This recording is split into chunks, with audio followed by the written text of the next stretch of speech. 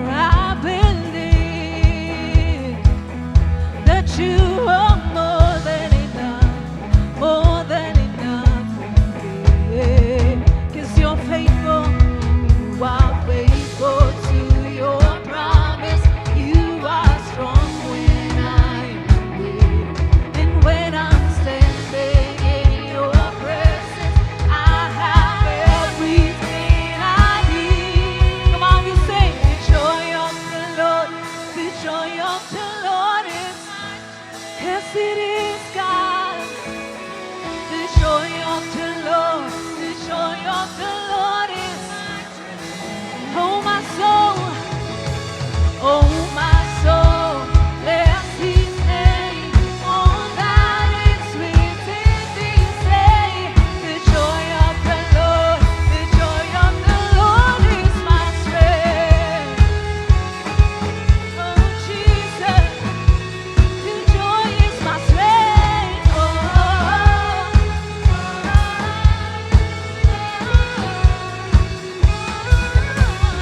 Jesus, come on, man, 'cause you worthy, you are worthy for my praise. You are faithful to your promise. You are strong when I am weak, and when I'm standing in your presence, I have everything.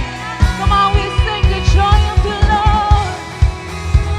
The joy of the Lord is my strength. It is more than a feeling. The joy of the Lord, the joy of the Lord is my strength. Oh my soul, bless His name. All that is within me say, the joy of the Lord, the joy of the Lord is my strength. Yes, it is God. Your joy is my strength.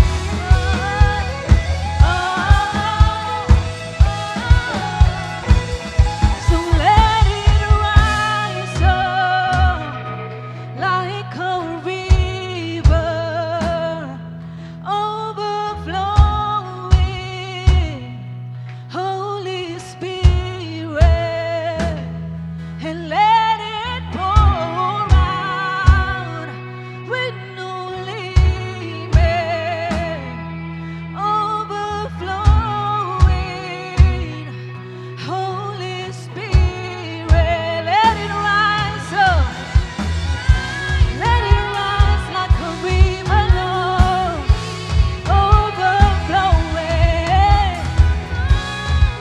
Holy Spirit, and let it pour out, God, with no limit, overflowing. Holy Spirit, shout! Come on, church, all together now. Let us feel the joy of the Lord in this house today. Hey! Oh, oh, oh, oh, oh, Jesus, thank you for the joy. Oh, oh,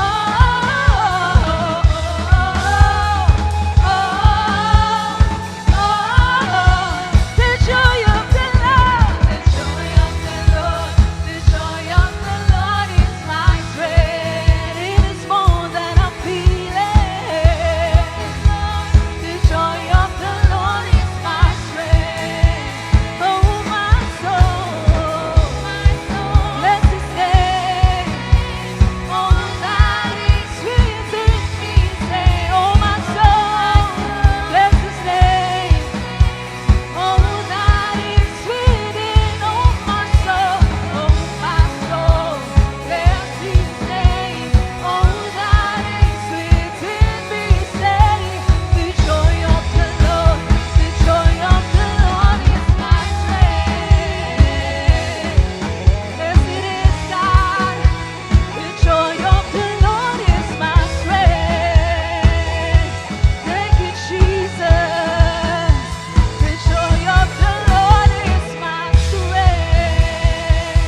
Hallelujah. Thank you, Father. Thank you, Holy Spirit. We worship you, God. And this time, gagawin po natin ang ating Live 60. Ikot po tayo for 60 seconds para magkamusta.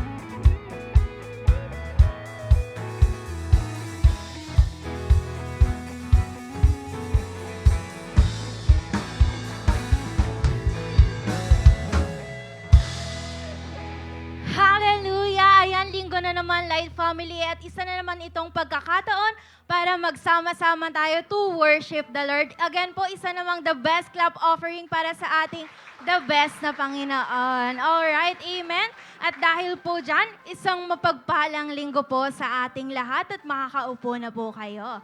Ayan, at syempre bago tayo magpatuloy, gusto ko po munang batiin ang ating mga first-timers and new friends here po on site and also online. Ayan, pwede po bang tumayo yung mga first-timers natin? Sige po. Ayan, palakpakan naman po natin sila. Ayan. So, welcome po sa ating tahanan. Reminder lamang po, ayan, welcome po natin sila. Reminder lang po na huwag po kayong aalis after agad this celebration dahil may kakausap lang po sa inyo sandali. Ayan, thank you so much po, makakaupo na po kayo. And also, we'd like to take this moment to recognize and express our appreciation for those who have been with us before and here with us today. Our returning visitors. Ayan, may returning visitor po ba tayo? Or yung mga second time po dito sa ating simbahan? Pwede po bang tumayo? Ayan, according po sa ating consolidation team, meron daw po tayo.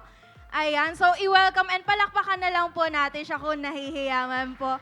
Ayan, so muli po, whether this is your first time or second time, kahit ilang beses pa man po yan na narito kayo sa church, ayan, welcome na welcome po kayo sa tahanan ng ating Panginoon.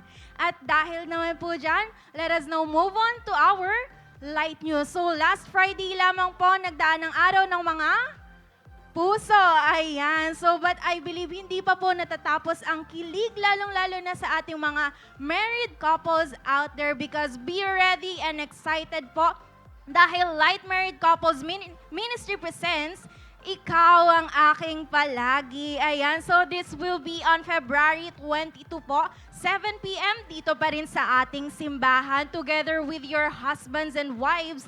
Alamin po natin kung ano nga ba yung sikreto ng lasting marriage. Para naman po sa mga tickets, you can contact Mr. Jet Lim or Mrs.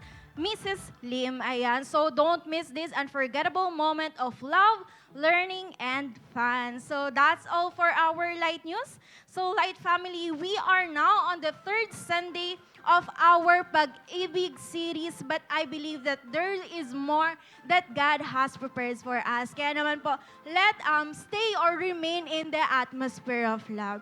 And that would be all for now, my brothers and sisters. Have a blessed and love-filled Sunday celebration. So, happy Sunday po, Light Family. So, pwede bang batiin mo yung katabi mo ng good day, blessed Sunday. Sige, batiin mo siya and ngitian mo din siya. Yan. So, let me introduce po myself. I'm Veronica Malayo, young professional, and alam ko po na lahat po tayo is excited na magbalik kay Lord, magbigay ng ating tithes and offering. And as we read po, Proverbs 11 verse 24 to 25 in Pinoy version, sabi po dito, may mga pagbigay tapos lalo pang yumayaman. Pero meron namang mahigpit sa pera, kaso lalong naghihirap. Ang taong mapagbigay sa kapwa, gaganda ang buhay. Tumulong ka sa iba at tutulungan ka rin nila. So, ang Book of Proverbs po ay compilation ng wise sayings and poems, mostly isinulat ni King Solomon. Chapter 11 is part of a collection of wise sayings about life, and in this verse, it teaches giving. In this text, matututunan natin na may mga pagpapala sa mga taong mapagbigay at matulungin sa kapwa. Amen po ba? So, binabasag nito ang maling prinsipyos na kapag tayo ay nagbibigay, nababawasan tayo. So, in fact, sabi sa text, ang mga mapagbigay ay lalo pang yumayaman. At kung sino pa ang mahigpit sa pera, sila pa ang naghihirap. So, same principle we can apply in our giving our tithes and offering today. Our tithes and offering are like seed. If we withhold that seed, it will not grow. Kailangan maging obedient tayo sa Diyos na maging bukas ang palad natin na ibigay ang seed na ito sa Kanya para lumago. Amen po? So, as we give our tithes and offering, may we be encouraged by the truth that a generous person will be prospered. Hindi pababayaan ni Lord ang mga taong siya rin ang inuuna at sinusunod. Amen po? So, to share my short testimony po, I'm a worker and yung sahod ko po is sapat lang po talaga to support my family po kasi breadwinner po ako. And also, may mga biglaan na bayarin, expenses po. And sometimes, nagigipit po talaga, tight po talaga yung expenses. Pero I never neglect po na magbalik kay Lord. Ibigay yung tithes and offering ko sa Kanya. And also, pag may dating na, alam ko, yung mga workers dito makaka-relate sa akin na kapag close to payday na talaga, as in talagang titipirin mo yan, iipitin mo talaga yung perang natitira sa'yo para umabot sa next sahod. And ako po kasi, may times po na kahit ipit na yung sahod ko, ganon. Pag may gusto manghiram sa akin or may kailangan ng tulong, willing ako magtumulong at magpahiram sa kasi naman po yun humingi sa akin ng ganon. Lalo na po kung kailangan niya po talaga. Na iniisip ko na mas kailangan niya to kaysa sa akin. Kaya I'm praying na lang na lagi na, Lord, magtutulong ako kasi alam ko, you will provide. Laging ganun yun nasa isip ko kay Lord. And yun nga, hindi niya naman ako pinabayaan sa mga panahon na yon na lagi niya sinosustain yung pangangailangan ko, not just financially, and every aspect din po, na, iba pang aspeto ng buhay ko, talagang si Lord yun na provide.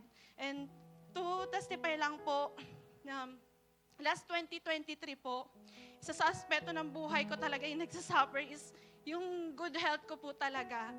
2023, grabe po ako magkasakit no na every month may sakit po ako. And talaga yung nararamdaman ko noon is yung half ng body ko is namamanhid and pati yung head ko talaga namamanhid. Na dati nararamdaman ko na yun nung bata pa ako pero naging madalas siya noong 2023. And I pray talaga kay Lord na, Lord, alisin niyo po sa akin to, ma-healed ako dito.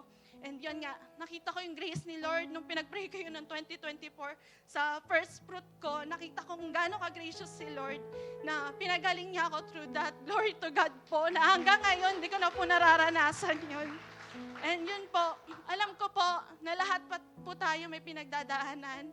May mga nararanasan na uncertainty po sa buhay. Pero as we give our trust and believe to God, and sa pagbabalik natin ng ating tithes and offering, hindi niya po tayo pababayaan. And po, kaya po, that's why as a challenge, may we not withhold giving back to God and giving to others. Huwag tayong maging madamot sa Diyos at sa kapwa natin, but maging generous tayo. Dahil it shows that we love God and we love people too. Sige po, as we ready our tithes and offering po, manatili po tayo nakaupo at mananalangin po tayo. Yes, God, Lord, nagpapasalamat kami po, Panginoon, for this another opportunity you have given us po, Panginoon, na makapagbalik sa inyo. Kayo na po, Panginoon, ang bahalang magpala sa mga anak niyo po, Panginoon, na may puso, Panginoon, na mapagbigay, Panginoon, at handang tumulong po, Panginoon. Lord, kayo po ang patuloy na mapapurihan at madakila sa pagbabalik namin, Panginoon. In Jesus' name, Amen. So, let's give po. May mga ushers po tayo sa paligid na pwede nyo po sa kanila ibigay yung tithes and offerings natin. And to those who want to give online, you can send via bank transfer or e-wallet na naka-flash po sa ating screen. So, I believe, hindi pa po tapos si Lord. Patuloy po tayong mag-expect sa mga mai-experience natin ngayong araw as we continue to worship the Lord. Thank you po, Go Lord.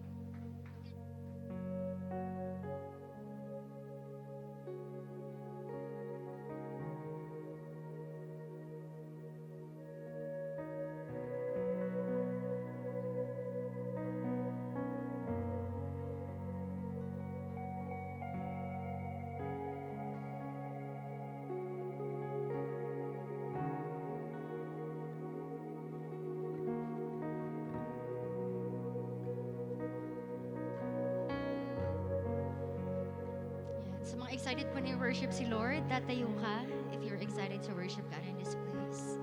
Amen. I don't know right now kung ano yung gusto mong sabihin kay Lord or what is happening in your life right now. But my prayer is this, sana kahit anong pinagdadaanan mo ngayon, mag-worship ka pa rin kay Lord because I believe it is not an accident why you're here.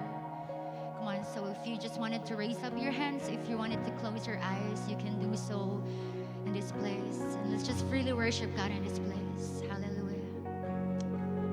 Praise your name. Worship you, God. on, you can create a new song to God. Worship Him in this place. Adore Him. Magnify Him. Glorify Him. Come on, church, open your mouth and you can sing a new song to God.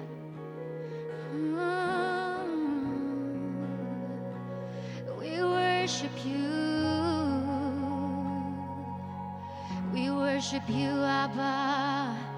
We worship You, Jesus. We worship You, Holy Spirit. Our God is trained one. You are here, God, moving in our midst. Overwhelm You, God. God, we believe You are here. You're working in this place. You're moving. And come on, let's declare this song. You are here, moving in our midst. I worship You. I worship You. You are here, working in this place. I worship You. I worship You. You are here, moving in our midst. I worship You. I worship You. You are here, working in this place. I worship You. I worship You. You are waymaker, miracle worker, promise keeper, light in the darkness. My God, that is who You are. You are waymaker, miracle worker, promise keeper, light in the darkness. My God, that is who You are. You are here, touching every heart. I worship You. I worship You. You are here, healing every heart. I worship You. I worship. You are here. Oh,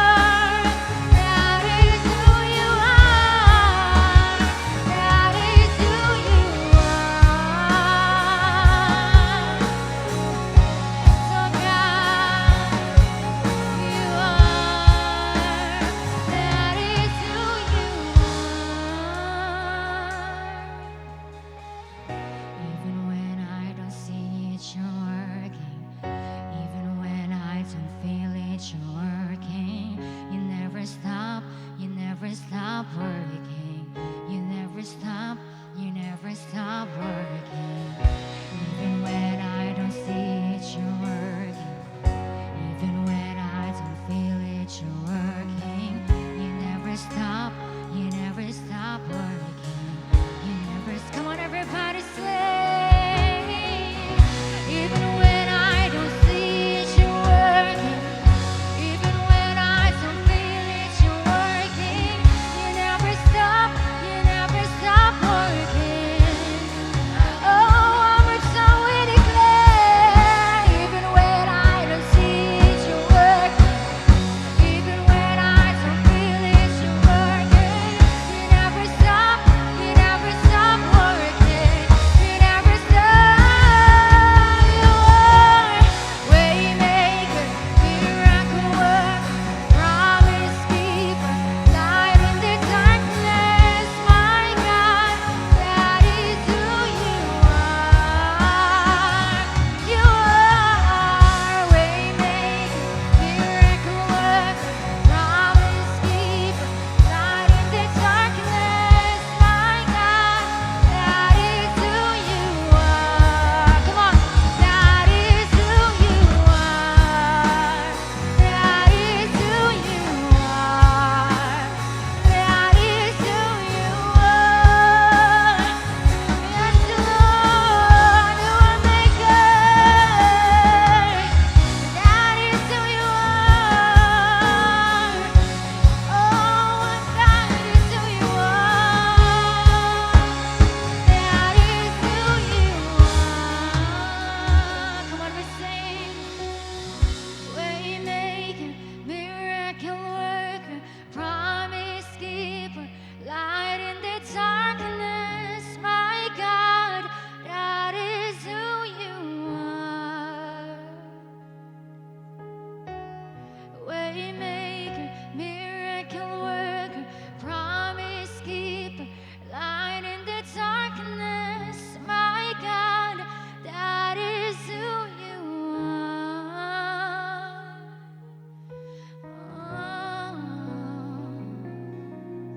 Oh, we praise the name of Jesus. We glorify you, Lord. That is who you are.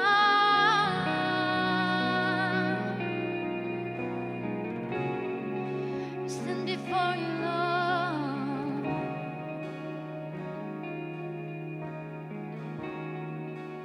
So what can I say? And what can I do?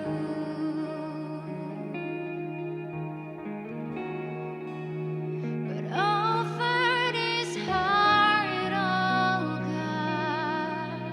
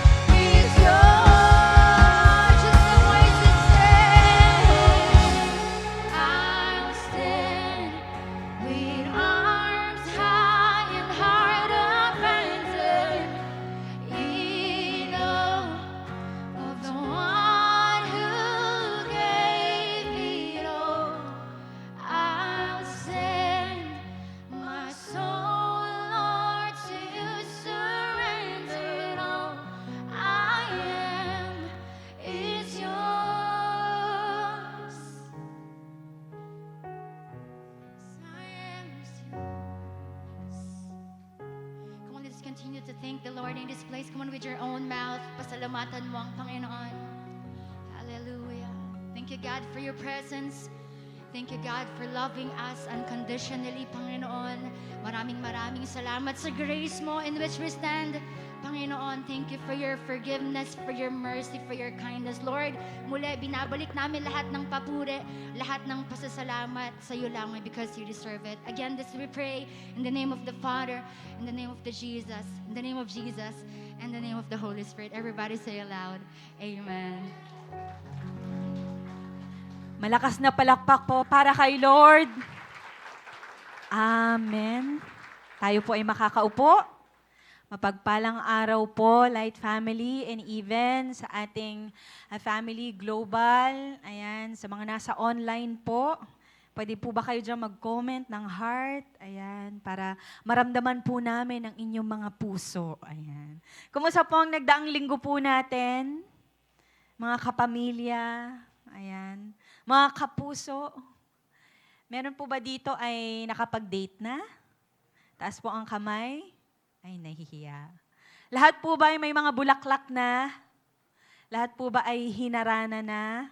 Ayan. Gusto ko pa rin po kayong batiin ng Happy Hearts Day kahit po hindi na February 14. Pwede mo bang batiin yung katabi mo naman, Happy Hearts Day? Kasi hindi mo alam, baka naging malungkot yan nung Friday. Ikaw lang ang bumati sa kanya. Ayan.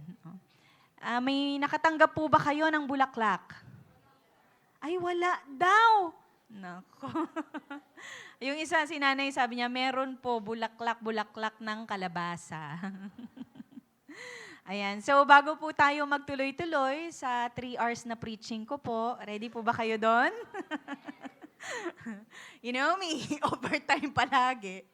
No? Bago po tayo magtuloy-tuloy, maglalaro muna po tayo. Okay lang po ba sa inyo?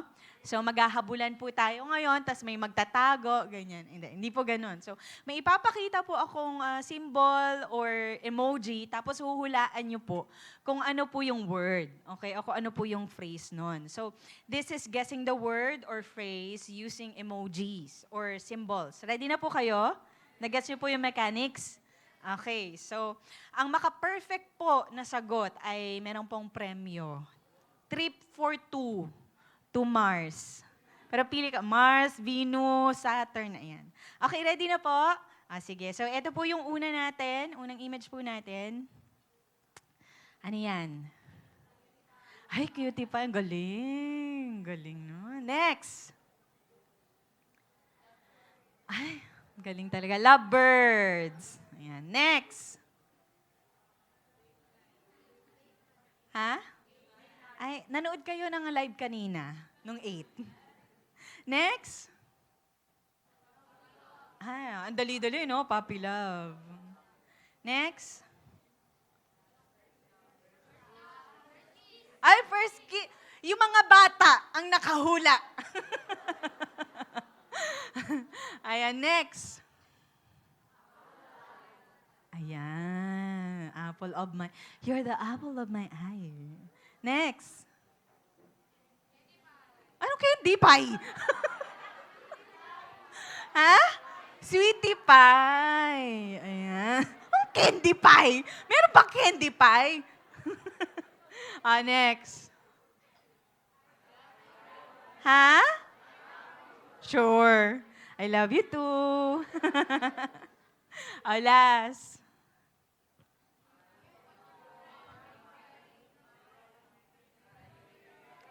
Ayan na. Ayan, dito na po tayo nag-away-away. You drive me crazy. Di ba? Dapat pala puro ganito yung pinakita ko para hindi nyo nahulaan eh.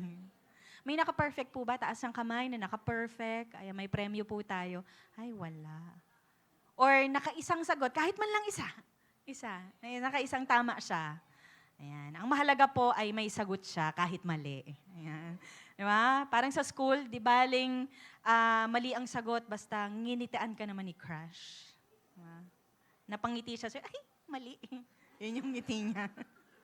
Ayan, palakpakan naman po natin ang bawat isa sa ating participation. Tatayo po tayong lahat, babasahin po natin ang text natin. Ayan. So, turn your Bible with me in the book of Genesis, chapter 3, verses 8 to 13. Or kung wala po kayong mga Bible, meron din po dito sa harapan. At samahan niyo po ako sa pagbabasa. Let's begin with verse 8. And they heard the sound of the Lord God walking in the garden in the cool of the day. And the man and his wife hid themselves from the presence of the Lord God among the trees of the garden. 9. But the Lord God called to the man and said to him, "Where are you?" And he said, "I heard the sound of you in the garden, and I was afraid, because I was naked, and I hid myself." He said, "Who told you that you were naked? Have you eaten the tree of which I commanded you not to eat?" The man said, "The woman whom you gave to be with me, she gave me the fruit of the tree, and I ate." Then the Lord God said to the woman, "What is this that you have done?" The woman said, "The serpent deceived me, and I ate." Tayo po ay manalangin. Lord, salamat po Panginoon sa araw na ito at tinatagubilin po namin sa iyo mga oras na daraan, oh God. Lord, samahan mo po kami. Nawa ay tulungan mo po ako na maituro ang mga salita mo at nang sa ganon maintindihan po namin ito, oh God. Tulungan kami ng iyong banal na Espiritu. Panginoon, humihingi po kami ng gabay sa iyo. Nawa ay marinig po namin na ikaw ang nagsasalita sa amin. Help us, oh God, na maging relevant, Lord, ang mga salita mo, maaari sa sitwasyon namin ngayon o sa darating, Panginoon, na maaari magiging challenge sa amin, oh God. May we embrace and hear your word, oh God. Give us ears to hear, and give us the heart na humble at nagpapakumbaba sa iyo, Panginoon. Maintindihan namin ang gusto mong salita para sa amin. And excited kami sa gagawin mo ngayong araw na ito. And this we pray in Jesus' name. Amen. Tayo po ay makakaupong muli. Ayan. So we are in our series, Pag-ibig. Ayan. And this is our third week of unpacking the big idea about what? About love. Everybody say love. Especially po sa konteksto po ng relationship. So we have been talking about the relationship natin kay Lord, and then ano po yung last Sunday, relationship natin maaari sa or hindi pa tayo papasok sa relationship hangga't hindi pa tamang panahon. Tama ba? Tanungin mo yung katabi mo, tamang panahon na ba para sa'yo? Ayan, baka mamaya pinipilit na lang natin, ha? Mahalaga po na pag-usapan natin ang love sa context po ng relationship. Dahil sa totoo lang po, ang relasyon natin ay aspeto ng buhay natin na meron pong malaking impact sa peace o sa kapayapaan mo, sa purpose mo, and even sa spiritual journey mo. Amen. Ang relationship natin, malalaman mo na masaya ka kapag sa itsura mo minsan o minsan sa mga actions mo, sa behavior mo. May peace ka ba sa current relationship mo ngayon? Nagagawa mo ba ang purpose mo? Tumutuloy ka ba sa spiritual journey mo, sa current relationship na meron ka ngayon? So today, pag-uusapan po natin yan. Amen? Excited po kayo? Ayon po sa survey ng mga may asawa, meron daw pong 5 common na dahilan ng mga awayan, no? Actually, hindi lang itong mag-asawa, yung mga magkarelasyon, no?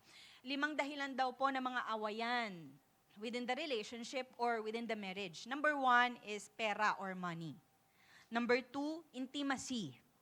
Number 3, in-laws.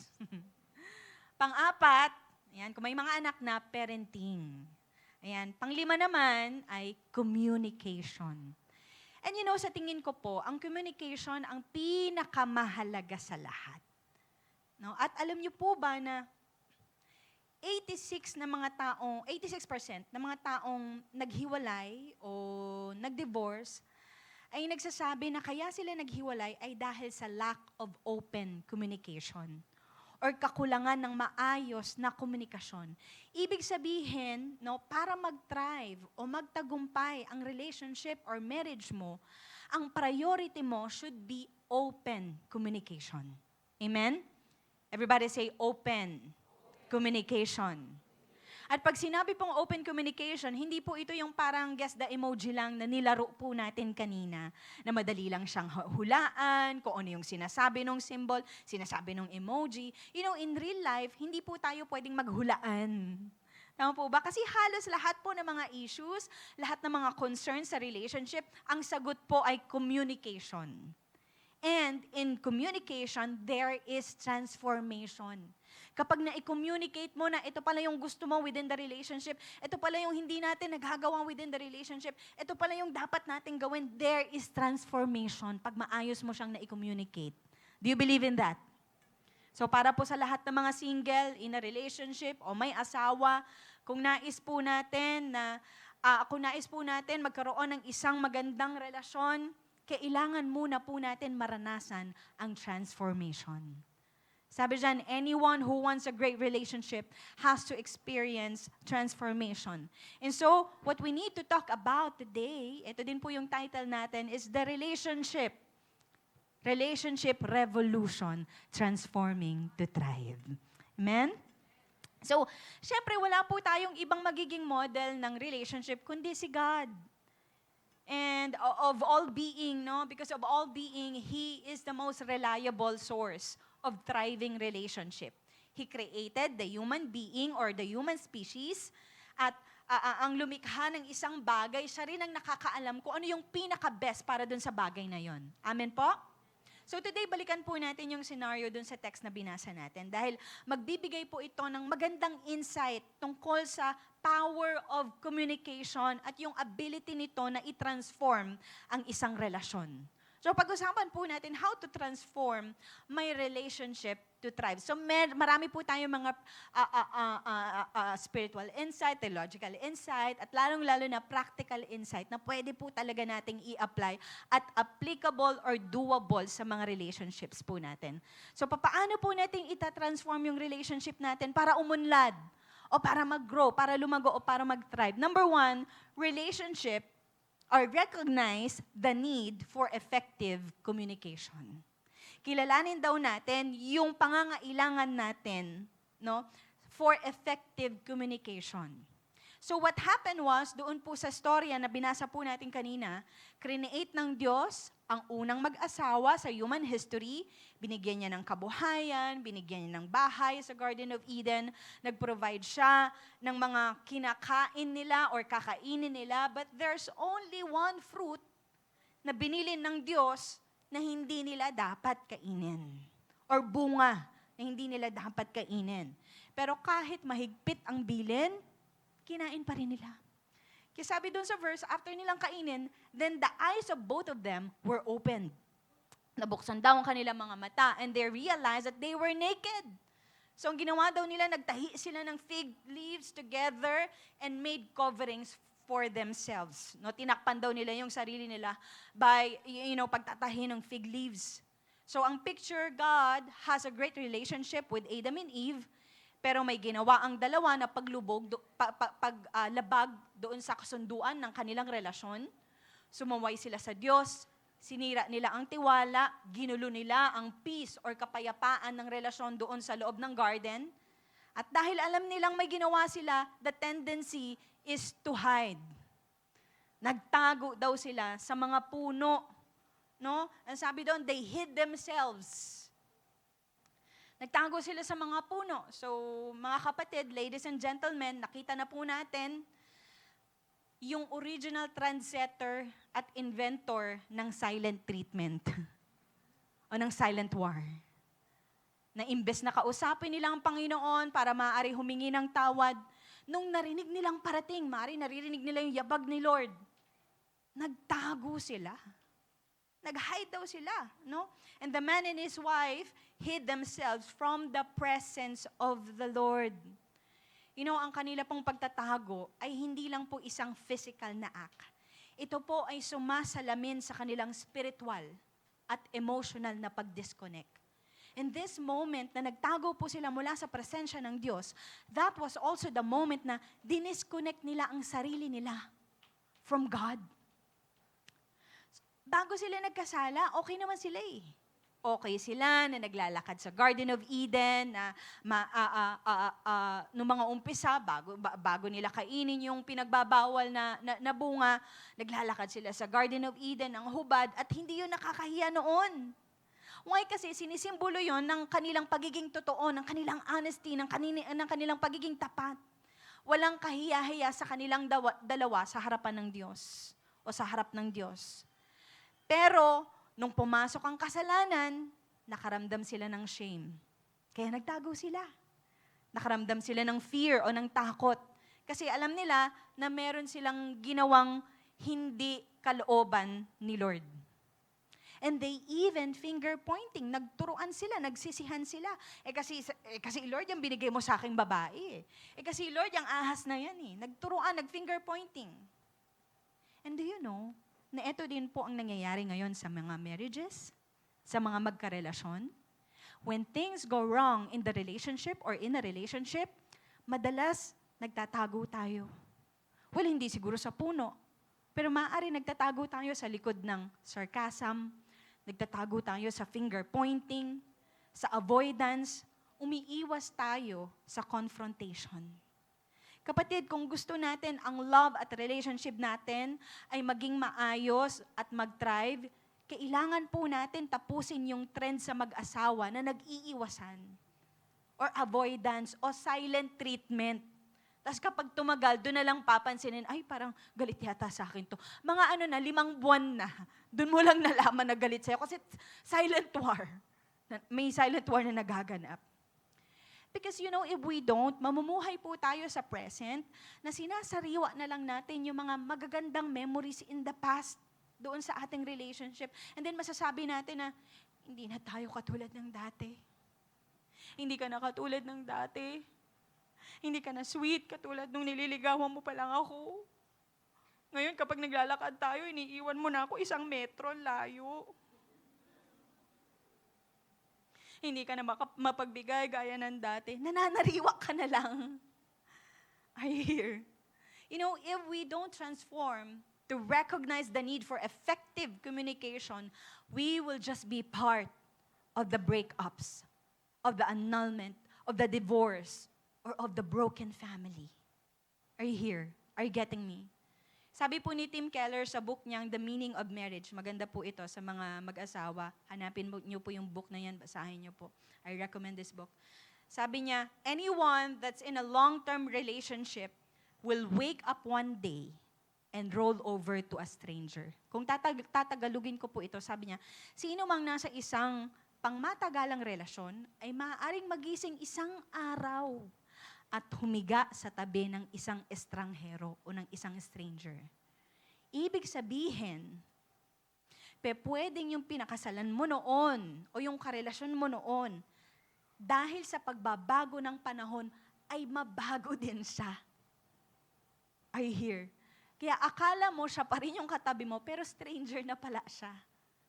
Kasi wala kayong maayos na communication, no? No, binabago tayo ng marriage. Kasi sa marriage po, it's all about what? Problem solving. Mas marami po ang problem solving kaysa kilig-kilig. Tama ba?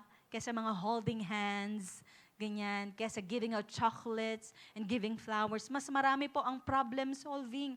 Kaya most of the time, binabago po tayo ng marriage. By what? By bringing out the negative traits na nasa loob natin na matagal na maaaring nakatago. Yung maaari akala mo, kilala mo pa yung asawa mo, hindi na pala. And you will wake up one day with a stranger.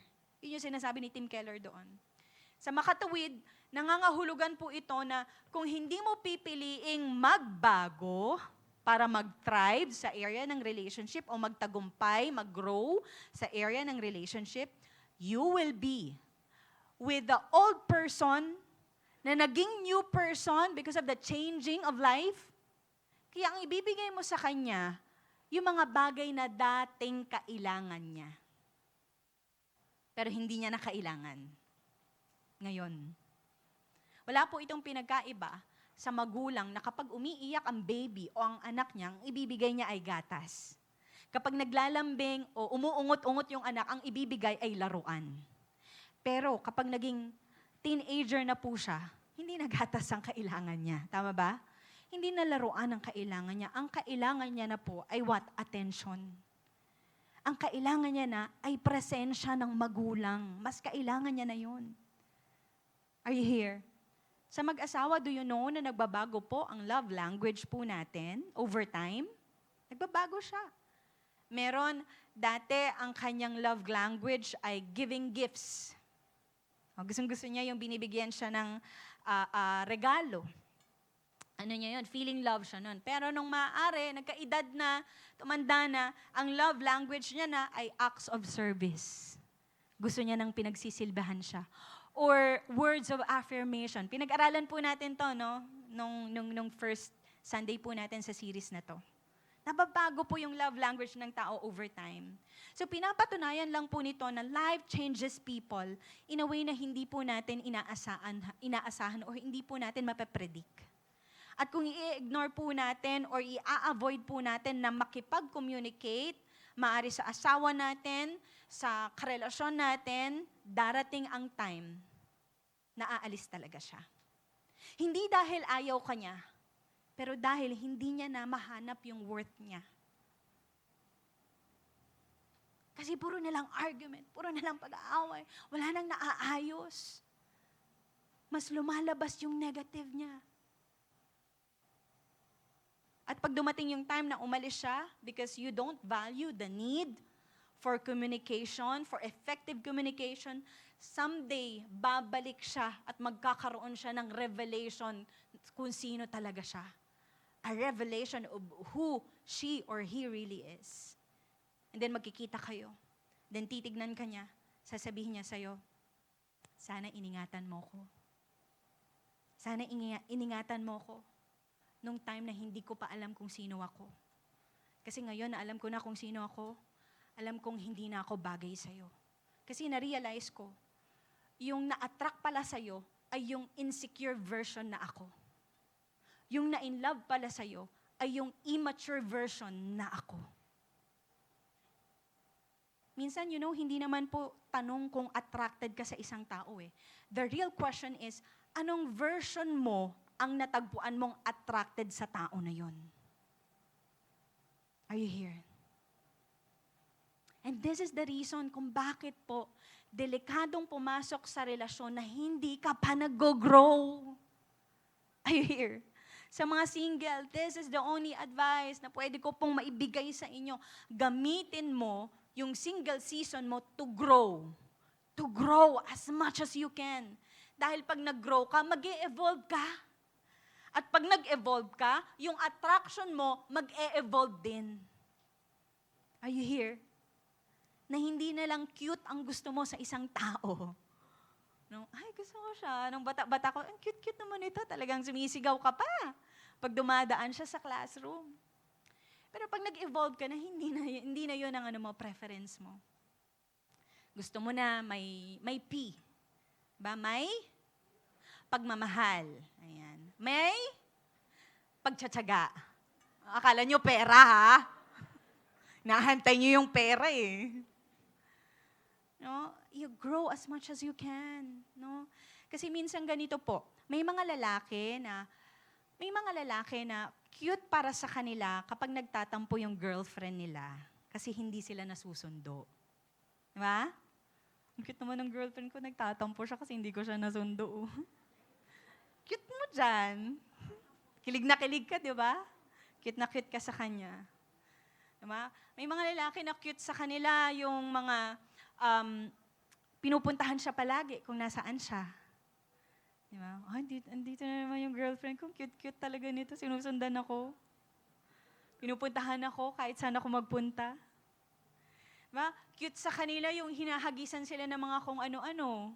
Di ba? Oh, di ba? Inagisan ka ng damit. Ang kama naman eh. Grabe ka talaga. Di ba? Naghahagisan kayo. Nag-aanohan kayo ng unan. Diba? Hanggang sumabog yung unan. Cute yun. But kapag nag-grow ka na, yung bagay na cute sa isang season, mararamdaman mo na lang na toxic na pala siya sa ibang season. nung girlfriend mo pa siya o boyfriend mo pa siya, nakukyutan ka sa kanya kapag hinahagisan ka ng teddy bear, tapos nagagalit siya sa'yo, kainis ka, tatampo ako sa'yo. Tama ba? Pero pag mag-asawa na kayo, mararamdaman mo na kung ganun pa rin, toxic na siya. Dahil hindi na lang teddy bear ang iahagis niya sa'yo. Name it! Plato, baso, ha? Grabe naman sa tangke. Kaldero, kawali, sandok, aparador, upuan, lamesa, lahat yan iahagis niya sa'yo. Hindi na siya cute. Toxic na siya. Parang ang dami pong naghahagisan dito, ng mga mag-asawa. Kaya mga kabataan, youth, hintayin mo muna na mag-mature ka bago ka mamili. Why? Kasi habang nagmamature ka, nababago yung preference mo. Amen? Nababago siya. No? Na dati, gusto mo nang hinahagisan ka ng teddy bear. Ngayon, gusto mo nang hinahagisan ka panda. Diba? Nababago. O kaya aso, hinahagis sa'yo. Nababago yung preference mo. You know, relationships naturally evolve, whether we like it or not. Nag-evolve siya. At isa sa pinakamalaking challenge na kinaharap po natin ay yung mag-adjust tayo sa mga relationship natin at harapin natin yung pagbabago na yon. Madalas, nakakapit pa rin tayo sa mga lumang patterns, mga past memories, na hindi natin napapansin yung growth at transition ng buhay. And without intentionality, stagnation replaces intimacy.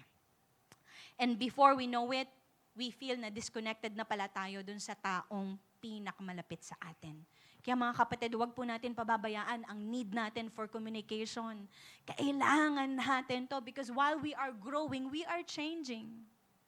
Nag-change tayo. Kaya sabayan mo yung change na yon by recognizing the need for effective communication. Kasi doon mo malalaman kung eto pa ba ang gusto niya? Eto pa ba ang kailangan niya? Eto pa ba ang mag-work sa relationship namin?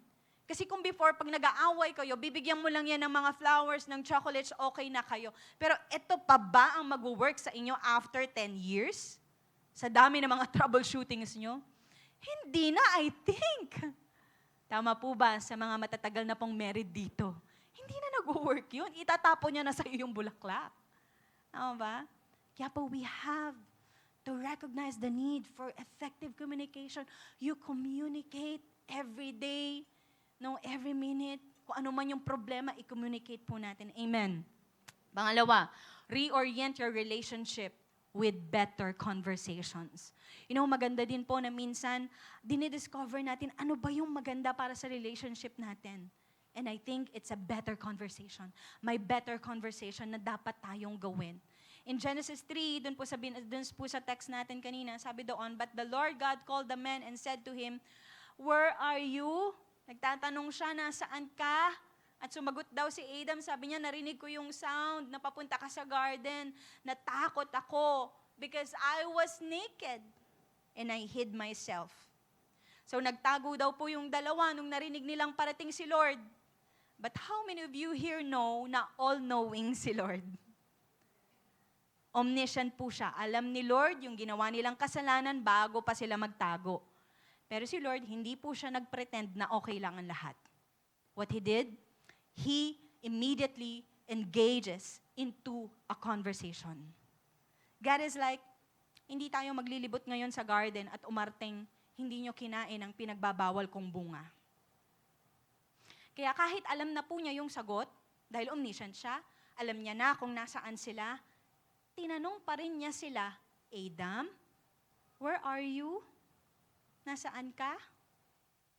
And I think kaya po ganito ang bungad ni Lord sa kanila kasi alam niya na merong problema si Adam. Yes, the problem was they ate the forbidden fruit, but He wants to see. O gusto niyang makita na baka may iba pang aamining problema si Adam. Yes, may eating problem si Adam and Eve. Kinain nila yung pinagbabawal.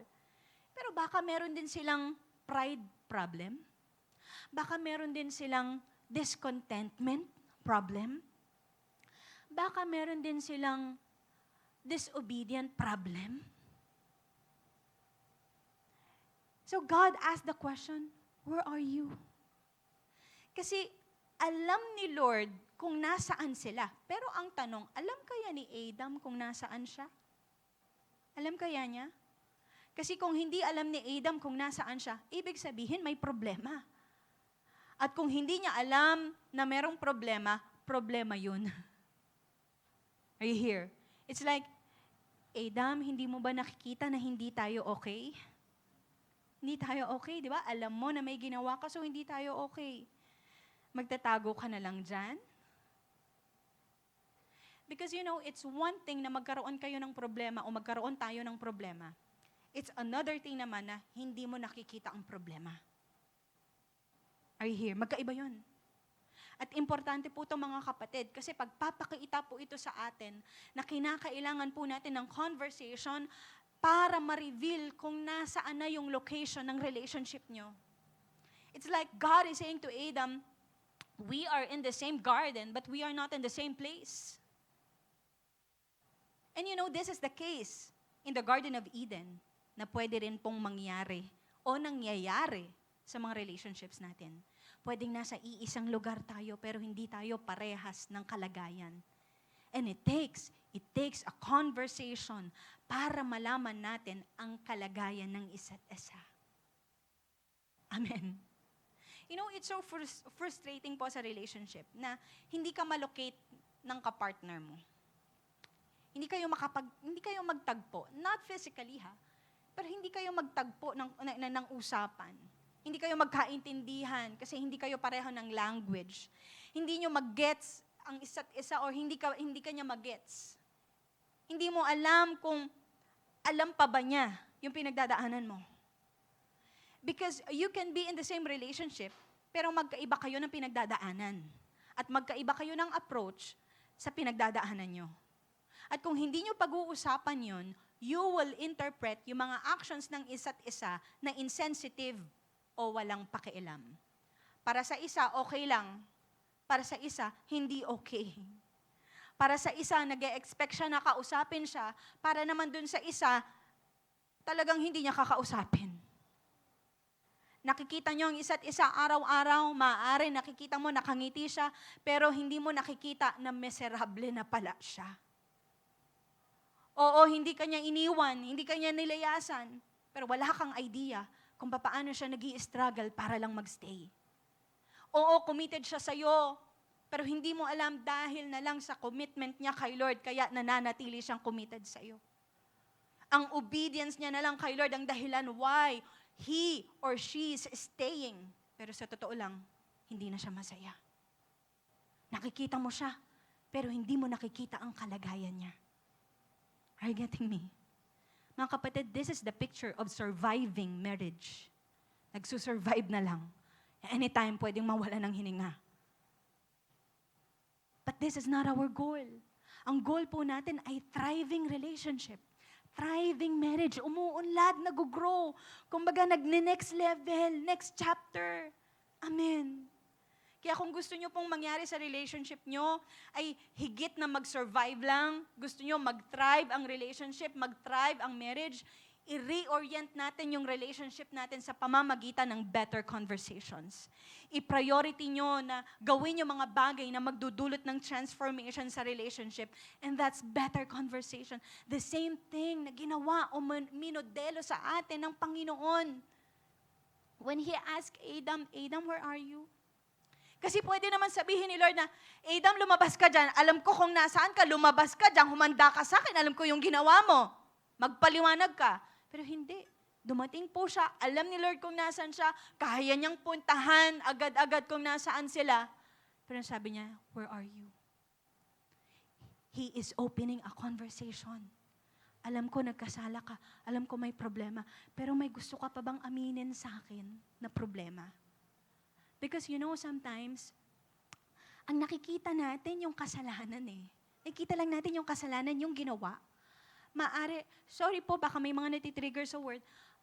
Nakikita lang natin minsan adultery. Pero hindi natin nakikita beyond the act of adultery. Anong nangyari? Bakit may napagpalit? Anong nangyari? Are you here? Minsan madalas po nating ipinpoint kung ano yung kasalanan, kung anong pangalan ng kasalanan. Kung anong pangalan ng ginawa o ano yung mali. Pero hindi natin nakikita yung likod niya beyond. Anong nangyari? Bakit nagawa to? Ano ba yung iniisip mo? What's inside you? Bakit nangyari ito? Are you here? Are you here? That's why it's very important, no, that we engage into a better conversation in whatever relationship you are in right now. Maybe husband and wife kayo, no, magulang ka sa mga anak mo, no, o ikaw anak ka sa magulang mo, magkaibigan, you know, o fiancé kayo, o mag-boyfriend kayo, mag-girlfriend.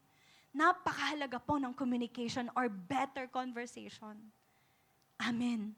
Kasi somehow, you know, hindi po normal sa society natin yung ma-disciple tayo tungkol sa pakikipagrelasyon sa konteksto po ni Lord. Kasi ang turo lang po sa atin, huwag mag-cheat. Ano pa? Huwag mananakit physically. Umiwas sa bisyo. Umiwas sa sugal. Huwag nating gawin yung mga karaniwang nagiging problema ng mag-asawa. But you know, mga kapatid, we need more than that. We need more than that to thrive. That's why we need to learn from God on how He approached the relationship with better conversation. Now, kaya ko po ito tinuturo kasi lahat po tayo kailangan mag-grow sa area na to ng relationship. No? But I'm not saying na kapag nagawa na natin to ng tama, magiging maayos na po ang mga relationships natin. There are still a lot of things that we need to fix. Well, not in a relationship per se, but we need to fix us. Tayo ang kailangang maayos within the relationship, not the relationship. Kasi ang relationship ng mag-asawa, dinesenyo yan ng Panginoon eh. Minsan nababahira ng mga kung ano-ano. Kasi tayo ang may problema, hindi ang relationship. Amen. Amen? Nandiyan pa po ba kayo? Gising pa po ba yung katabi mo? Amen. That's why today po, gusto ko kayong iwan ng 4 na susi na dapat isaalang-alang po natin kung gusto natin ng magandang pag-uusap. And this is also our application. 4 keys to consider if we want a better conversation. Number 1, timing. Everybody say timing. Sabi sa Ecclesiastes 3:7 or 3:7, a time to tear and a time to mend and a time to be silent and a time to speak. Nasabi po nila, huwag ka raw makikipag-usap sa tao pagkatapos ng isang nakaka-stress na araw. Tama ba? Huwag mo siyang kausapin kapag stress siya. Timingan mo daw kasi baka wala siya sa mood ngayon o baka may mabigat siyang pinagdadaanan. Huwag ka daw magkaroon ng tough conversation kapag nasa gitna ka ng isang mahirap na sitwasyon. Like for example, loss or grief or kung anong mabigat na sitwasyon yan. You know, lahat po yan ay may katotohanan. Lahat po yan ay totoo. But hindi po yan ang gusto kong pagtuunan ng pansin today. I'm talking about timing in the sense that, based po sa mga experience po namin ni Bishop, maraming mga mag-asawa ang may ganitong klase ng conversation. Ano yon? It's too late. Masyado nang late. Listen carefully. Huwag po nating i-miss to. Minsan, sa oras na mag-uusap na kayo, dahil hinintay mo na matapos pa yung mga pinagdadaanan niya, napakaraming issues na ang mga naipon.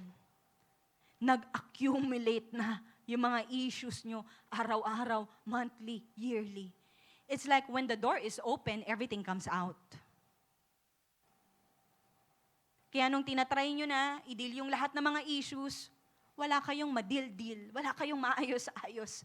Kasi hindi mo alam ano bang uunahin mo. Kasi nabuksan na lahat. Sumabog na siya. Kasi nag-accumulate. It's too late. Kaya po kinakailangan yung mas regular na pag-uusap, no? Para what? Hindi po masyadong naiipon o dumadami yung mga naiipon na issue.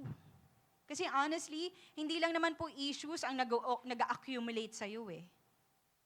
You also accumulate emotions.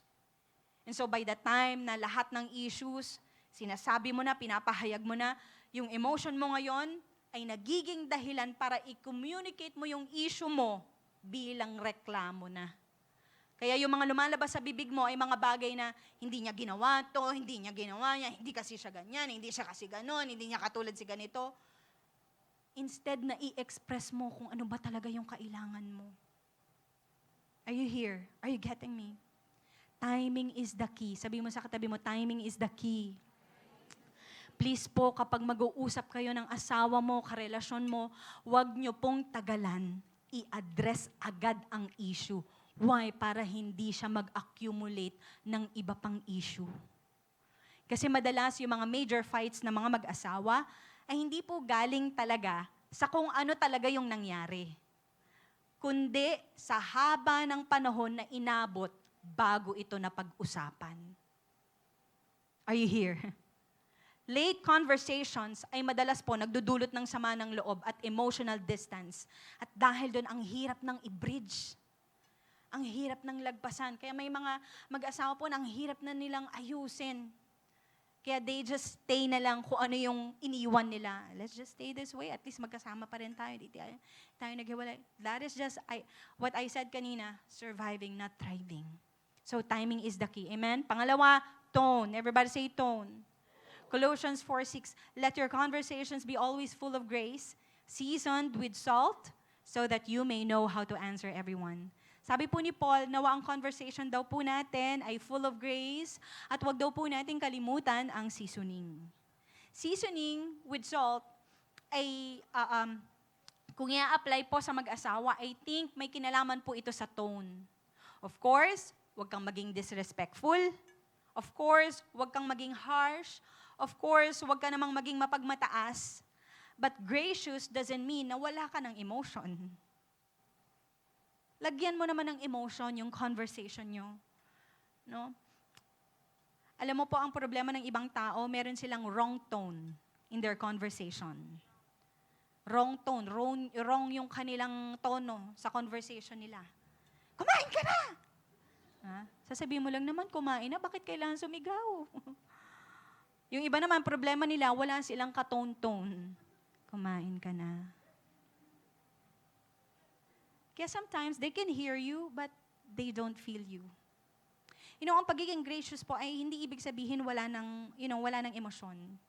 Minsan, kailangan mong iparamdam yung bigat ng epekto ng issue sa'yo. By what? Attaching emotions dun sa sinasabi mo. To let him or her know na seryoso ka.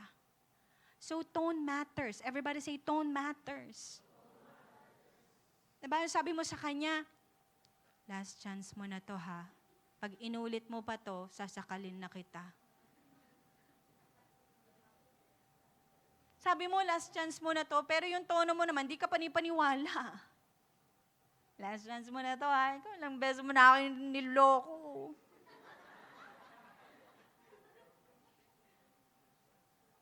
Diba?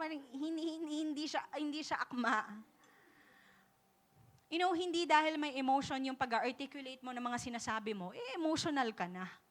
Think of it. Nung sinabi po ni Jesus na, get thee behind me, Satan, monotone lang ba si Jesus noon? Do you think walang mga body language yun? Nung sinabi ba niya na, get thee behind me, Satan. Ganun ba yun? Of course, si Jesus, pa-expressive si Jesus. Get thee behind me, Satan. Hindi ganun. I don't think ganun yun. Alam mo ba na kapag ang tao nag-i-struggle na i-regulate yung kanyang emotions as response doon sa conversation, ay considered po na emotionally immature. The lack of emotional engagement could be a symptom of emotionally immature. That's why it's okay, mga kapatid. It's okay. When you are having conversations, kung may gusto kang sabihin sa conversation nyo at gusto mong i-emphasize yun, it's okay to attach some emotions. It's okay na umiyak. Okay na umiyak. Okay na sumimangot. Okay na magpakita ka ng lungkot. Okay na magpakita ka ng disappointment. Kasi para makita niya na, ay, seryoso tong asawa ko.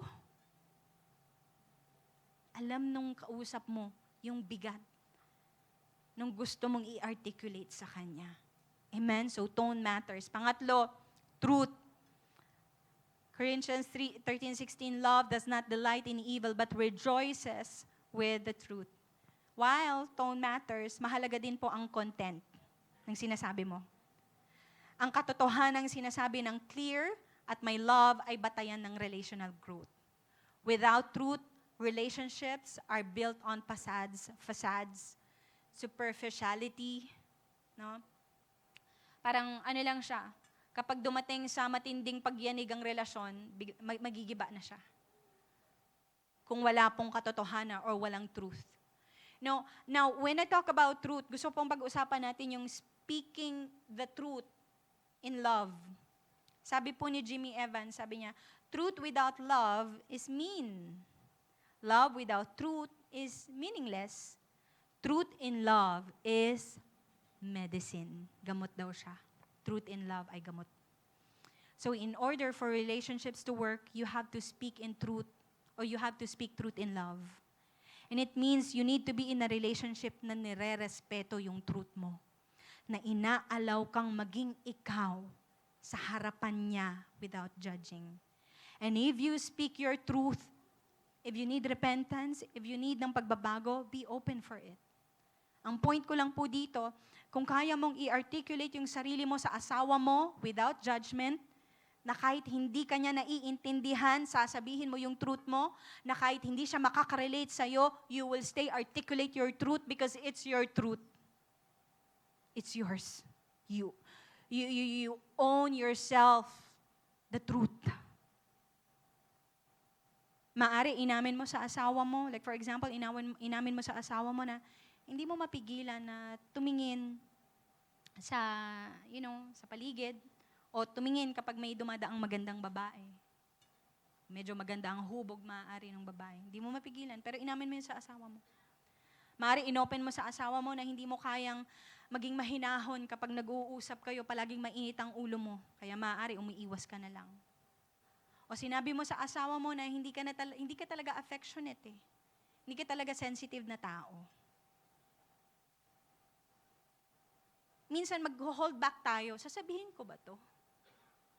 Kasi baka hindi niya ako maintindihan. Sasabihin ko ba to? Kasi baka hindi siya makarelate sa akin. Baka hindi niya matanggap yung totoo sa akin. Well, it doesn't mean na hindi siya makarelate, hindi mo nasasabihin yan or hindi na valid yung truth mo. Hindi po dahil hindi sila makarelate at hindi nila maintindihan, subject na siya for judgment. Tell the truth. And when you tell the truth, you tell it in love. In love, ibig sabihin with correction kung kailangang i-correct. With acceptance too. At yung napapagsabihan naman po ng truth, you have to listen. You have to listen and acknowledge that it's their truth, not yours. So you are not in a position to judge it. If yung content ng truth niya ay about sa struggle niya, you listen and encourage. If yung content ng truth niya ay about sa past or about sa family history niya, lawakan mo yung understanding mo. And be there habang fini-figure out nyo kung paano siya makakawala doon sa past na yon. Sometimes kapag nagsasabi ng truth ang asawa natin, you just have to listen. You just have to listen. You just have to lend your ear and listen. At magpasalamat ka sa Diyos. Una, dahil totoo siyang nagpapahayag sa'yo. Pangalawa, dahil hindi mo pinagdadaanan ang pinagdadaanan niya. How? Sabi po ng prof ko, sabi niya, minsan, yung prof ko sa counseling, sabi niya, minsan kung hindi mo maintindihan, wag mo na lang piliting unawain. Kasi hindi mo kailangang intindihin yung bawat struggles and problems ng tao. At pasalamat ka na lang dahil hindi mo sila minsan maintindihan. Dahil kung naiintindihan mo sila, ibig sabihin, kailangan mo ding dumaan sa pinagdaanan nila o pinagdadaanan nila. Did you get that? Sometimes hindi natin maintindihan yung behavior ng taong namatayan. Sometimes hindi natin maintindihan yung taong bata pa lang siya, iniwanan na siya ng mga magulang niya. Most of the time, hindi natin maintindihan yung tao na nakaranas siya ng paulit-ulit na abuse. Minsan hindi natin maintindihan yung tao na maaari tortured siya mentally, emotionally. Hindi mo maintindihan maaari yung tao na ilang beses na siyang iniwan at pinagpalit ng taong mahal niya. Hindi mo talaga maiintindihan lalo na kung hindi mo pa pinagdaanan. But we can do something. What? Anong kailangan? Anong gagawin natin? You just have to listen. You just have to listen and stay with them. Journey with them. Let them tell the truth with you. At ikaw din, you engage in a conversation na pawang katotohanan ng nananaig at pag-ibig. Amen? At kung gaano karaming katotohanan ang marireceive mo o sasabihin sa'yo, base po yun sa number 4. What is number 4? Trust. Everybody say trust. Continuation po nung number 3. 1 Corinthians 13:7, it always, sabi niya, love always protects and always trusts. Question, gaano po kalalim ang trust ng asawa mo sa'yo? Gaano kalalim yung trust ng asawa mo sa'yo? O yung karelasyon mo sa'yo? Yung partner mo sa'yo? Yung trust ba niya sa'yo ay umabot na sa punto na kaya niyang i-expose ang sarili niya o yung negative side niya sa'yo? Yung level ba o yung degree ba ng trust niya sa'yo, kaya ninyong dalawa i-keep yung sikreto niya? Well, I'm not, imposing or hindi po ako dito, hindi ko po sinasabi na pagtakpan natin yung mga bagay na, dapat i-expose sa light para wag na lang siyang i-correct o mahiya tayong i-correct siya para magawa niya to ng paulit-ulit. Ang tinutukoy ko po dito ay yung idea ng unnecessary exposure o yung hindi mo kinakailangan na i-expose pa ito. Yung kapag nagsabi yung isang tao sa'yo ng lihim niya or yung dark secrets niya, ibig sabihin, sobrang lalim na nung degree nung pagtitiwala niya. There's a scripture in Proverbs 31 that talks about the Proverbs 31 woman. And I think applicable po siya sa husband and wife. Kasi sabi doon, the heart of a husband safely trusts in her. We could also say, the heart of his wife safely trusts in him. Ibig sabihin, you are trusted with a degree of vulnerability. Vulnerability.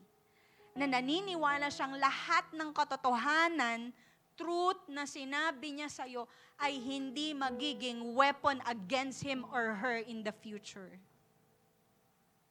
It means na kung magkakaroon tayo ng conversation ngayon at i-expose ko sa'yo yung mga daddy issues ko o yung mommy issues ko, kapag dumating yung araw na triggered ako, you're not going to weaponize that vulnerability against me. Hindi mo sasabihin sa akin na, ayan ka na naman sa mga daddy issues mo. Ayan ka na naman sa mga mommy issues mo.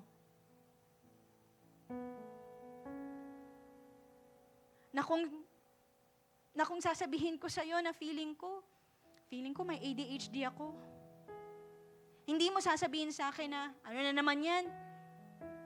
Umaatake na naman yung ADHD mo. Matake na naman yung HDMI mo.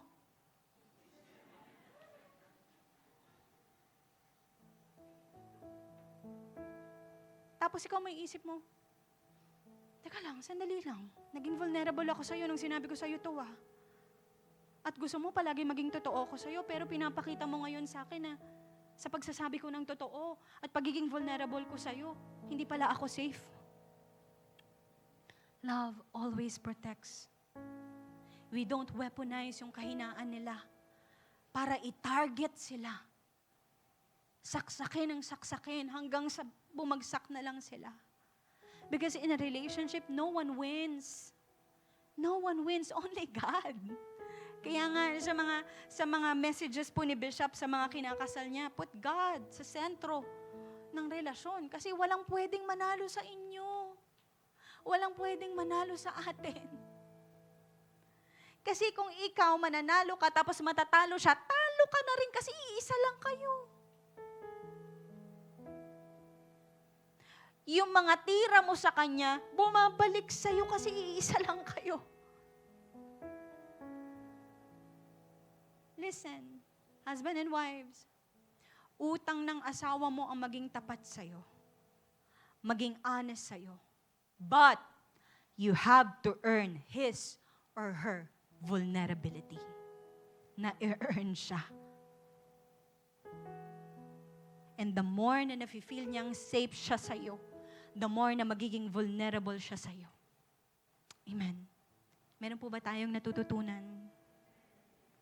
So, sino po dito sinasabi niya may kailangan akong ayusin sa relationship ko? Amen. May kailangan akong ayusin. Hindi lang sa relationship ng pag-aasawa. Maari sa mga anak mo. Maari nung narinig mo yung anak mo, isa sabi niya sa'yo, Mama, may crush. Anong crush? Ang bata-bata mo, may crush ka na? Naku, magbo-boyfriend ka na, tapos mag-aasawa ka na, tapos mabubutis ka? Halalo, ang layo na ng anxiety mo ba? Buti pa yung anxiety mo, may narating na. Pero ikaw, wala ka pa narating. Sinabi lang may crush na buntis na. Kaya hindi na yan mag-open, hindi na yan magiging vulnerable sa'yo. Ay, sinabi sa'yo ng anak mo, Mama, nagalit ako sa sinabi mo. Ano? O, ikaw ba may karapatang magalit? Pinakain kita. Minsan nga yung word nila, pinalamon kita. Hindi na yan mag-open. Kaya mga kabataan po natin ngayon, listen mga parents, I want to talk to the parents, mga kabataan po natin ngayon, marami silang suppressed emotions. Kasi gusto nilang sabihin sa magulang, pero baka i-judge sila. Gusto naman nilang sabihin sa kaibigan, baka din hindi na sila belong pag sinabi nila. Nakakaawa po mga kabataan natin ngayon. Mga magulang, please, maging kaibigan po tayo ng mga anak natin. Tayo nawa ang unang-unang maging hingahan nila ng maaari emotions nila, mga iniisip nila, mga plano nila. Kaya alam niyo po, mayroong mga magulang na may nalalaman siya about sa anak nila. Hindi ganyan yung anak ko eh. Akala mo lang yan. Hindi mo alam, kilala mo pa ba ang anak mo? O baka mas kilala siya ng kaibigan niya. Because no conversation. Bigay lang ng baon. Luto lang. O kain ka dyan. O tulog ka na. Ito uniform mo. But there's no better conversation. Malalaman mo na lang, miserable na pala siya. Are you here? So this is all applicable sa lahat po ng relationships na meron tayo. Amen? A change or transformation in the relationship is on the other side of the ability to have a better conversation. Hindi mo maaayos ang anumang bagay sa isang relasyon ng walang pag-uusap. Hindi mo maiaayos ang financial status nyo, maiaayos ang intimacy nyo, o hindi mo maiaayos ang anumang bagay ng walang communication. Amen. Kung babalikan po natin yung text natin kanina, alam niyo po ba kung anong nangyari kay Eva at Adan? Tinanggap po nila ng mabigat yung consequence ng kanilang pagsuway sa Diyos. At alam po natin lahat yon. Sinabi po yun sa Genesis 3, isa-isa. Sinumpa ang sangkatauhan, babae at lalaki, may mga duty, maghihirap, no? Why? Kasi sumuway ang tao. Nagkaroon ng disconnection. Pero alam niyo po ba na sa gitna ng storya na yon, makikita po natin sa verse 21, lumitaw at nangibabaw ang awa at habag ng Diyos sa tao na kanyang iniibig. Genesis 3:21, ang mag-asaway iginawa niya ng mga damit na yari sa balat ng hayop. Sa kanilang kahubaran at kahihiyan, ang Diyos pa rin ang nagtakip sa kanila. And that is, the first clothes na naimbento, yari sa balat ng hayop. Meaning, it's the first bloodshed na nagsasalamin po sa darating na pagliligtas ng Panginoong Jesus sa makasalanang sangkatauhan. Ano po ang mensahe nito? Ang bawat relasyon po ay may imperfections. Ang bawat tao ay nagkasala. Lahat ng tao ay may lapses. Lahat ng tao ay may kahubaran, kahihiyan, may guilt. Pero, dahil sa pag-ibig ng Diyos, dahil sa awa ng Diyos, ang grasya niya ang magtatakip at magbabago ng ating buhay. Amen. At ito po ay applicable din sa ating mga relationships. Ano man yung maaari mukhang sira na, disconnected na, wala ng pag-asa, may kahihiyan na, wala ng pag-asang mabuo ang marriage o ang pamilya, pwede pa ring i-redeem ng Diyos sa pamamagitan ng kanyang pag-ibig. God can cover your relationship and save it. Kayang takpan ng Diyos ang iyong relasyon at iligtas ito. Amen. Buti na lang may Jesus. Because Jesus is our Savior. Jesus saves not just you, but also your relationships, your marriage, your family. Amen? Amen? Tatayo po tayong lahat. I pray today na anumang relasyon na meron ka ngayon,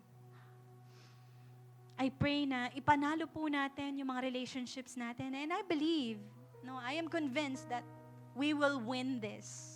Kasi napagtagumpayan na po ito ng ating Panginoong Jesus.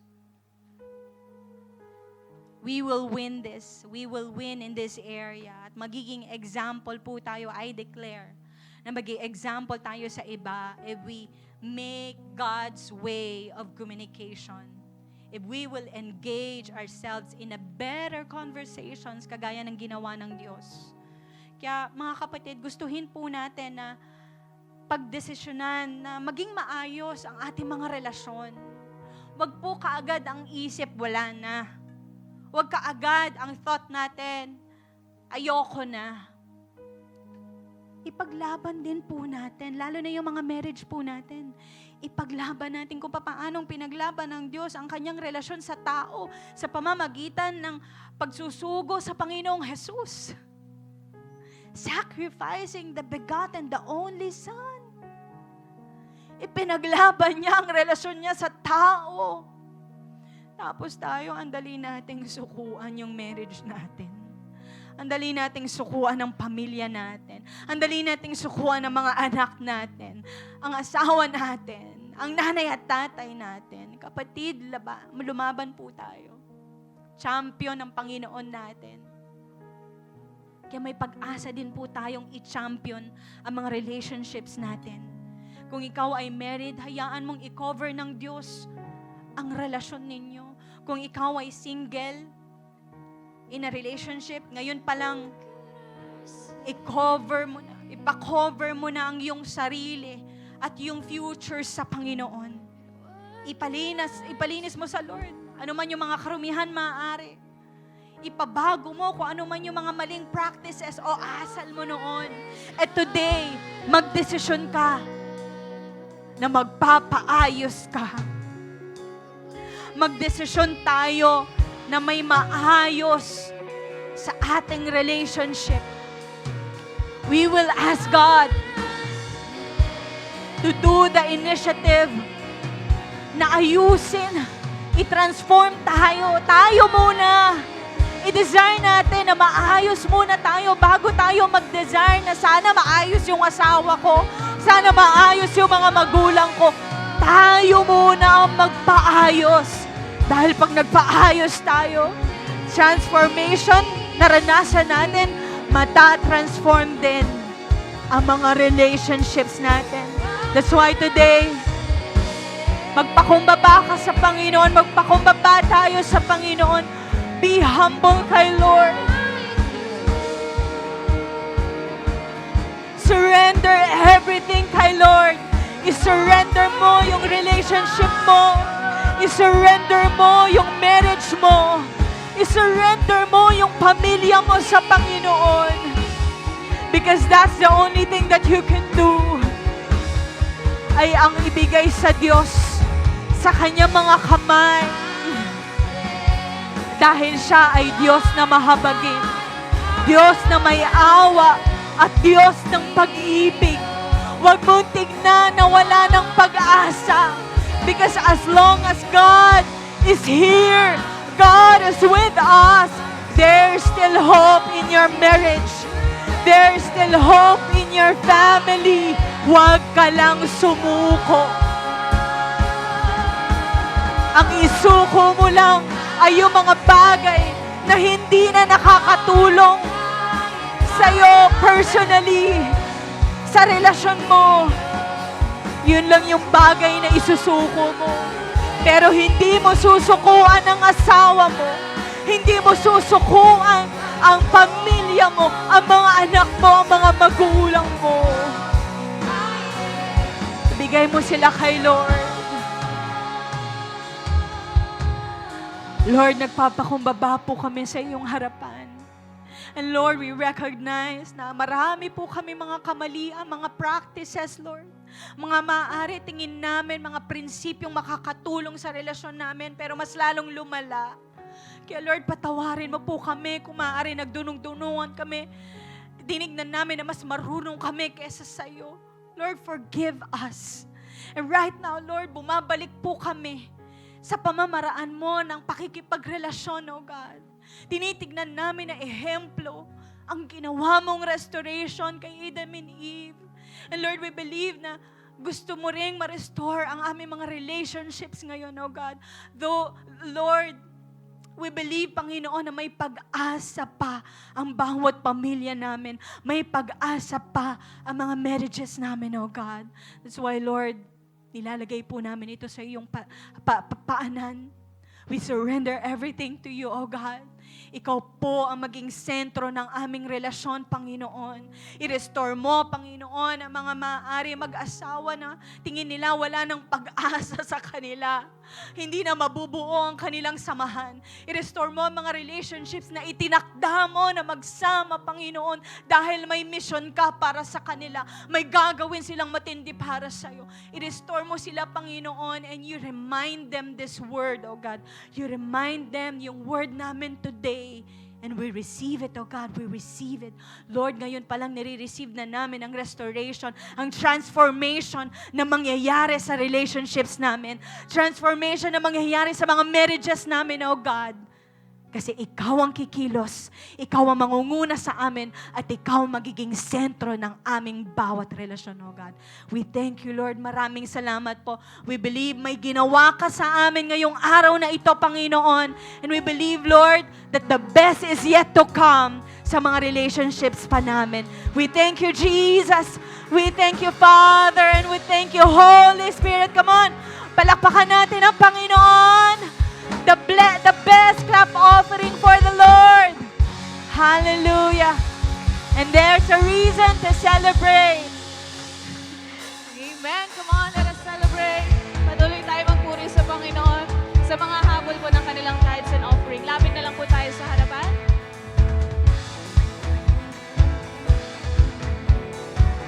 Mama, sing, I'll praise when I feel it. I'll praise when I feel it. I'll praise when I don't. I'll praise 'cause I know you're still in control. My praise is a weapon. My praise is a weapon. It is more than a sound.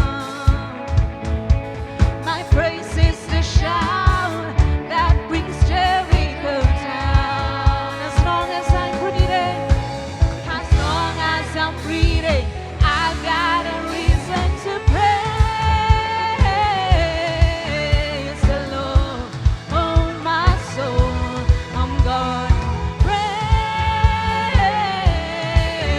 the Lord. Oh, my soul. Once again, we sing praise, praise the Lord. Oh, my soul. Praise the Lord, oh my soul. I won't be quiet, I won't be quiet. My God is alive. How could I keep it? I won't be quiet, I won't be quiet. My God is alive. How could I keep it? I won't be quiet, I won't be quiet. My God is alive. How could I keep it inside? Praise the Lord, oh my soul. Amen. Na-bless po ba tayo ngayong araw? Amen. Actually, ito pong topic natin today ay part 1 po. Kasi may part 2. Ang part 2 po ay magaganap on February 22. Ayan, kaya I invite yung mga married couples po dito. No? So, ang unang assignment nyo po, dahil communication at pag-uusap, ang topic po natin, unang assignment nyong mag-asawa ay pag-usapan nyo na pupunta kayo dito. Ayan. Okay po ba yon? Ayan, ito po yung part 2. So kapag hindi nyo po ito inatenan, hindi po na kompleto ang Sunday service nyo. Hindi, joke lang po yun. Pero I encourage po yung ating mga mag-asawa, maganda po yung pag-uusapan natin dyan. Ayan, sige po, taas po natin yung kamay natin sa Panginoon. Lord, we thank you sa ginawa mo po sa amin ngayong araw na to. Truly, Lord, ikaw po ang aming God of transformation, oh God. Tina-transform ang mga puso namin kasi gusto mong ma-transform din ang mga relationships namin, oh God.